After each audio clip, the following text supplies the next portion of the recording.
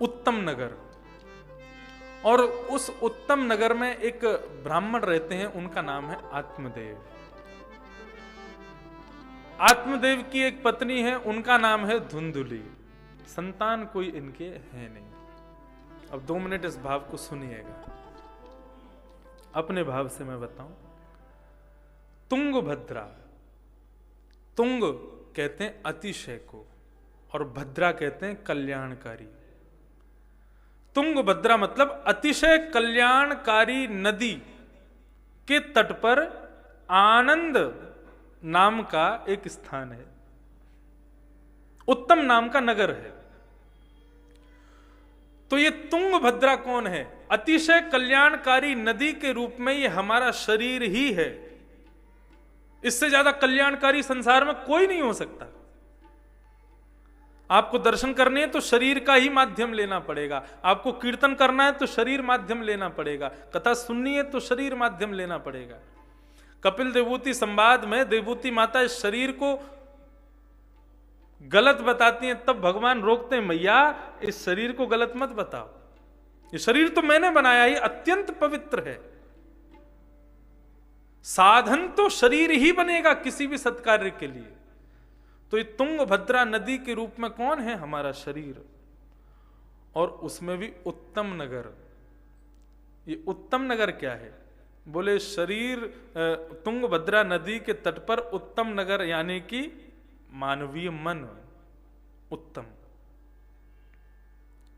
ध्रुव जी के प्रसंग में आता है, ध्रुव जी कौन है? वो बुद्धि के स्वरूप हैं, उनके भाई उत्तम वो मन के स्वरूप हैं। ध्रुव जी महाराज किससे प्रकट हुए? बोले सुनीति से, मतलब बुद्धि से, नीति से। और श्री उत्तम जी किससे प्रकट हुए? बोले सुरुचि से। रुचि किसकी होती? मन की, मन से प्रकट हुए। तो उत्तम कौन है? बोले ये मन है। कल्याणकारी शरीर में एक मन नाम का नगर है, और इसमें एक ब्राह्मण कौन रहते हैं? बोले आत्मदेव, यानी कि हमारी आत्मा, ये आत्मा। और उसकी पत्नी कौन है? पत्नी धुंधुली। धुंधुली मतलब बोले जो उत्तम रूपी नगर में रहकर के भी सब कुछ इनविजिबल, मतलब धुंधुला दिखाई दे। सामने दिख रहा है कि भक्ति कर सकते हैं, भगवान का दर्शन कर सकते हैं, कथा सुन सकते हैं, लेकिन उसके सद्गुण ना दिख रहे हों तो समझ लो आपके भीतर भी धुंधुली है। कथा से अति ज्यादा रुचि किसी और कार्य को करने में लग रही हो तो समझ लेना भीतर धुंधुली विराजमान है।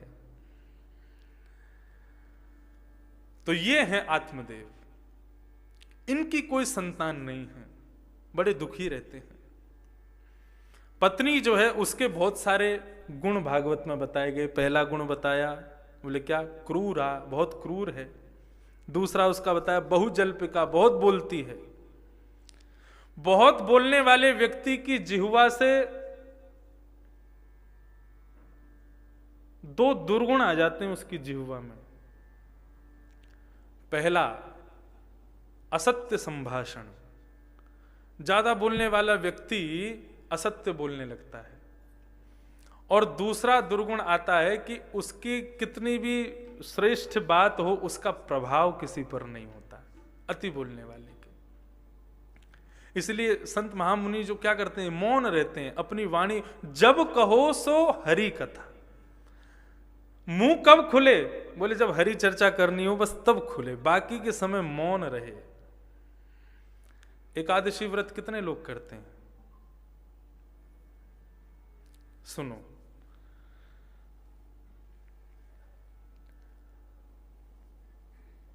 व्रत केवल एक रसना इंद्रिय का नहीं होना चाहिए। व्रत प्रत्येक इंद्रिय को एकादशी करवानी चाहिए। एक बार की एकादशी जिह्वा को दे दी तो क्या किया आपने? अन्न नहीं खाया, लेकिन कानों से खूब आपने गीत सुने, आंखों से खूब पिक्चर देख रहे हो, हैं, खूब गा रहे हो, बजा रहे हो, सब काम कर रहे हो? नहीं। एक व्रत जिह्वा का। अगली एकादशी किसकी रखो? बोले कानों की। कानों को व्रत करवाना। क्या? बोले पूरे 24 घंटा ठाकुर जी का नाम संकीर्तन और कथा सुनेंगे। जितना हो सकेगा पूरी एक एकादशी कान का व्रत होना चाहिए, एक एकादशी नेत्रों का व्रत होना चाहिए। क्या बोले? केवल हरि और हरि संबंधी वस्तुओं का दर्शन करेंगे। आज की एकादशी ठाकुर जी का दर्शन करेंगे, ठाकुर जी के प्रेमियों का दर्शन करेंगे, ठाकुर जी के भक्त वृंदों का दर्शन करेंगे, ठाकुर जी के तीर्थों। ठीक है, श्रेष्ठ है। श्रीमद् भागवत के अनुसार तो श्री प्रहलाद जी महाराज कह रहे हैं, न दानम न तपो नेज्य न शौच्यम न व्रतानि च प्रीयते अमलया भक्त्या हरिरन्य विडम्बनम्। न दान से, न तप से, न शौच से, न पवित्रता से, न व्रत से, स्पष्ट कहा न व्रतानि च। प्रहलाद जी कह रहे हैं इन सब क्रियाओं से मेरे ठाकुर जी आपको कभी नहीं मिलेंगे। तो कैसे मिलेंगे? बोले प्रीयते अमलया भक्त्या, अमल निर्मल भक्ति हृदय में हो तो ठाकुर जी मिल जाएंगे। और वो निर्मलता आएगी कैसे? वो ऐसी आएगी, केवल जीव को एक दिन अन्न ना देने से मन पवित्र हो, बड़ी कृपा भगवान की, लेकिन होता नहीं है। प्रत्येक इंद्रिय को करके देखो, आनंद आ जाएगा। और एक दिन का व्रत कैसा हो? बोले आज जिह्वा का व्रत है। जिह्वा के दो व्रत हो सकते हैं। एक व्रत तो आप अन्न वाला करते हो, जो अन्न नहीं खाते और केवल फल फूल आदि खा करके ही एकादशी मनाते हैं। एक व्रत क्या रखो? मौन, अपने शब्दों को रोको, बचाओ। आज मौन ही रहेंगे, कुछ बोलेंगे नहीं इस एकादशी। ऐसे ये नवीन नवीन, अरे रोज रोज दाल चावल खाने से भी आदमी बोर हो जाता है। एक सी एकादशी हर बार ठाकुर जी को निवेदित करोगे, ठाकुर जी भी बोर हो जाएंगे। हर बार की एकादशी में कुछ नवीनता हो, ठाकुर जी को भी सुख मिले, आनंद आवे।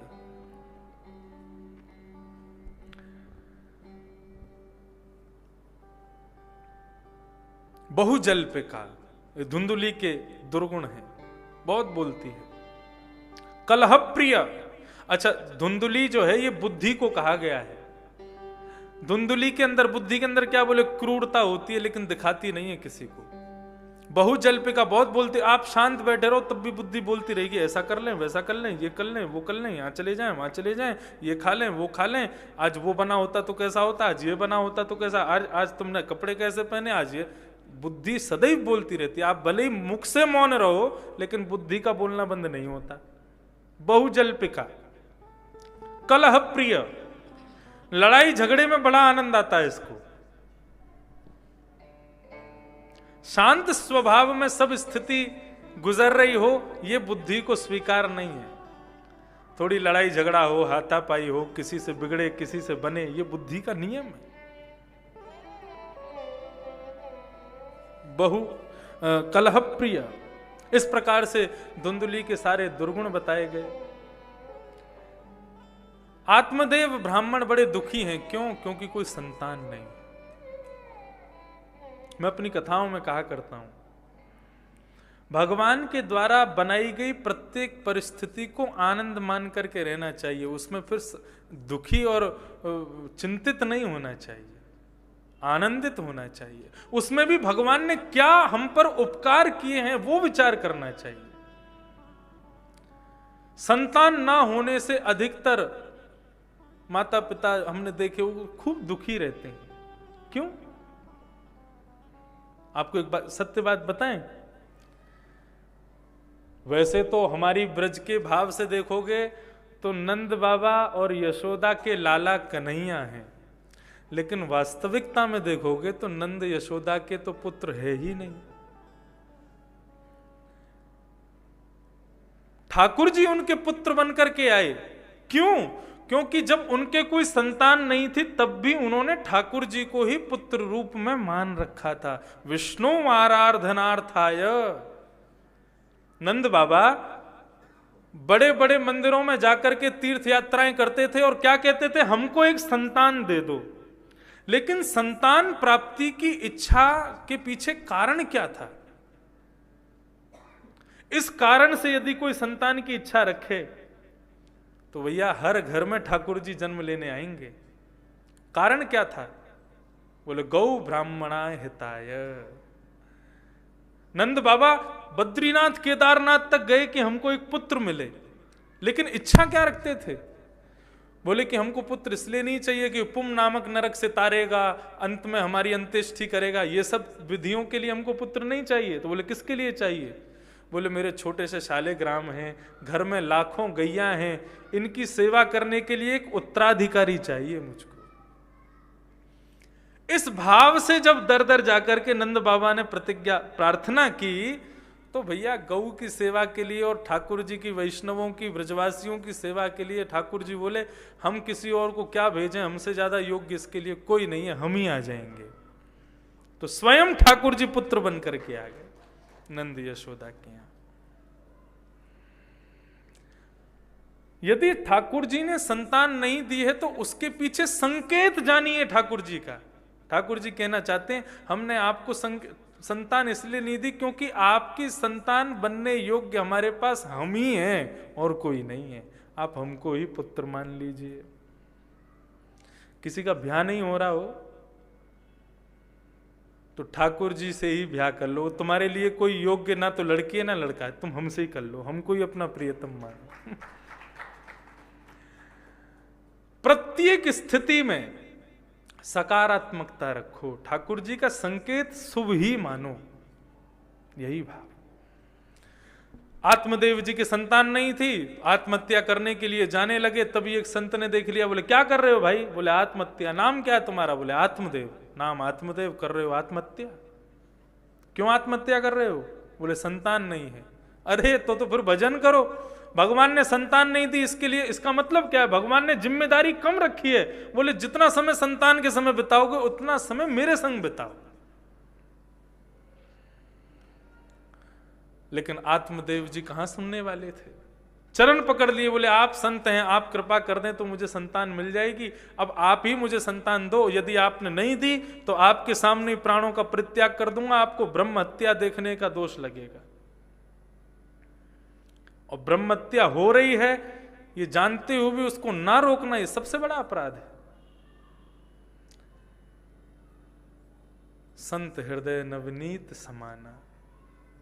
संत ने अपने झोले से एक फल निकाल के दिया, बोले वैसे तो तुम्हारे 7 जन्म तक कोई संतान नहीं है, लेकिन अपने संपूर्ण जीवन की तपस्या का फल मैं तुमको देता हूं, इस फल को ले जाकर के अपनी गृहिणी को खिला देना, और 1 वर्ष के लिए कुछ नियम बता रहा हूं, उन नियमों का पालन करोगी तो तुम्हारे घर में एक पुत्र जन्म लेगा, बड़ा वैदुष्य रूप उसका होगा, परम ज्ञानी वो होगा।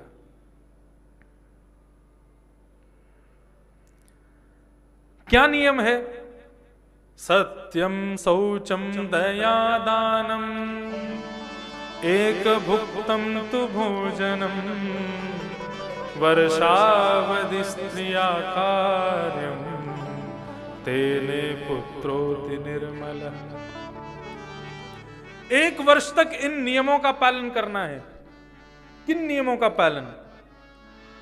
पहला सत्य।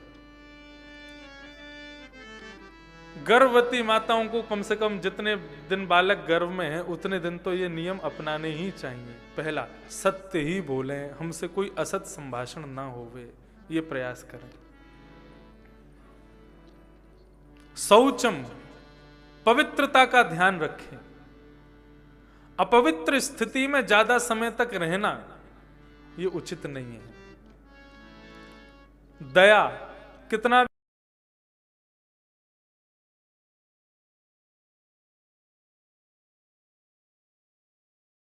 एक श्रेष्ठ पुत्र का जन्म होता है। इस प्रकार का भाव उन संतों ने बताया और बता करके आत्मदेव को फल दिया, जा करके अपनी पत्नी को दे दो। आत्मदेव जी लौट करके आए, कहा था पत्नी को फल खिला देना, लेकिन आत्मदेव जी ने केवल फल दे दिया। अब पत्नी तो धुंधली है, उसने सोचा फल खा लूंगी, गर्भवती हो जाऊंगी, आदि आदि सब बातें सोचने लगी। जहां जाऊंगी जा ना पाऊंगी, किसी से लड़ ना पाऊंगी। तो उसने कहा हमारे घर की गैया भी बांझ है, इसको खिला देती। गाय को बांझ गाय को फल खिला दिया और स्वयं अपनी एक बहन के पुत्र को ही गोद ले लिया। गौ माता ने जिस बालक को जन्म दिया उसके कान बड़े बड़े हैं। 2-2 पुत्र घर में हो गए। आत्मदेव जी ने कहा भैया सुंदर नाम रखेंगे इसका बालक का। बोले कि ये मैंने जन्म दिया है, मैं नाम रखूंगी इसका, मेरा नाम धुंधुली, इसका नाम धुंधुकारी। ठीक है, तो बड़े का नाम तुम रखो, छोटे बालक का हम रख देंगे। तो गौ के जो पुत्र हुए उनका नाम गोकर्ण रखा गया। गोकर्ण का मतलब इसलिए नहीं है क्योंकि वे गाय के पुत्र हैं, गाय जैसे कान हैं उनके। गोकर्ण का भाव ये भी है, गौ कहते हैं ज्ञान को और कर्ण कहते हैं कान को। जो कान से केवल ज्ञान की बात ही श्रवण करे, अन्यथा बकवादों को श्रवण ना करता हो, उसको गोकर्ण कहते हैं। 3 घंटा 4 घंटे के लिए ही सही यहां बैठे समस्त वैष्णव जन जो कथा सुन रहे हैं सब गोकर्ण के स्वरूप होते हैं। क्यों? कुछ बाहर की बात नहीं सुनेंगे, सब सुंदर बात श्रवण कर रहे हैं। गोकर्ण। दोनों बालक धीरे धीरे बड़े हुए। गोकर्ण पंडितो ज्ञानी धुंधुकारी महाखल। गोकर्ण बड़ा पंडित बना, धुंधुकारी खल बना। धुंधुकारी अपने माता पिता से धन मांगता है और उनको जाकर के असद स्थानों पर व्यय कर देता है। ऐसी स्थिति आ गई कि माता पिता धन देने से मना करते हैं तो अपने माता पिता पर ही हाथ उठा देता है। ऐसा दुष्ट हुआ धुंधुकारी। पिता को ग्लानि हुई, बोले इससे अच्छा तो मैं बिना पुत्र का ही था। ये पुत्र के आने से जीवन में तो संकट और बढ़ गए। घर बार छोड़ करके एकांत में बैठे थे दुखी। तभी वहां पर छोटे पुत्र गोकर्ण पहुंचे। बहुत सावधानी से सुनिएगा। श्री गोकर्ण जी महाराज कहने लगे, पिताजी क्यों दुखी हैं आप? उन्होंने कहा ये ऐसा पुत्र पाकर के कौन पिता सुखी रहेगा? तुम ही बताओ गोकर्ण, अब मैं क्या करूं? तब गोकर्ण जी महाराज ने 2 श्लोकों में अद्भुत ज्ञान, हमारे परम पूजनीय दादा गुरुदेव अनंत श्री विभूषित श्रीमद् भागवत के सचल विग्रह श्री रामानुज प्रपन्नाचार्य गुरु जी कहते थे ये 2 श्लोकी भागवत है जो श्री गोकर्ण जी महाराज कह रहे हैं। बहुत भाव से सुनिएगा। अद्भुत, आज के प्रसंग का केंद्र बिंदु। इसको श्रवण करके हम कथा को विश्राम देंगे। गोकर्ण जी महाराज क्या कह रहे हैं? देहे स्थिमां सरुधिरे अभिमतिं त्यजत्वम् जाया सुतादिषु सदा ममतां विमुञ्च पश्यानिशं जगदिदं क्षणभङ्गं निष्ठं वैराग्यरागरसको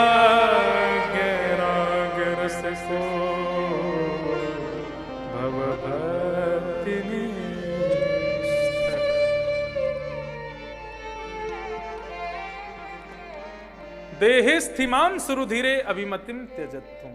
सावधानी से सुनिएगा।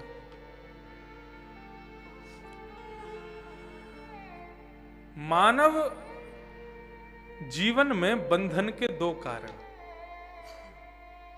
और उन दोनों बंधनों की मुक्ति का उपाय यहां बताया जा रहा है। पहला बंधन का कारण अहमता और दूसरे बंधन का कारण ममता। अहमता और ममता। अहमता किसे कहते हैं? जो अपने प्रति होती है अभिमान की भावना, उसको अहमता कहा जाता है। और जो अपने किसी प्रेमी के प्रति अभिमान की इच्छा होती है, भावना होती है, उसको ममता कहा जाता है।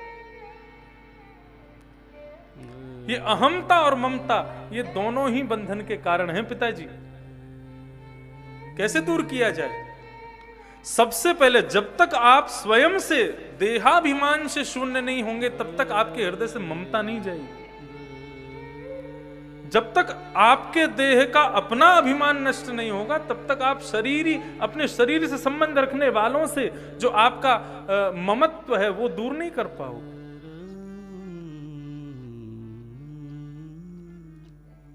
सबसे पहले अपने आप से अहमता को दूर करो। देहे स्थिमां सुरुधिरे अभिमतिम त्यजत्वम। ये देह जिसके प्रति इतना अभिमान करते हैं, जिसके रूप पर इतना अभिमान करते हैं, कैसा है ये?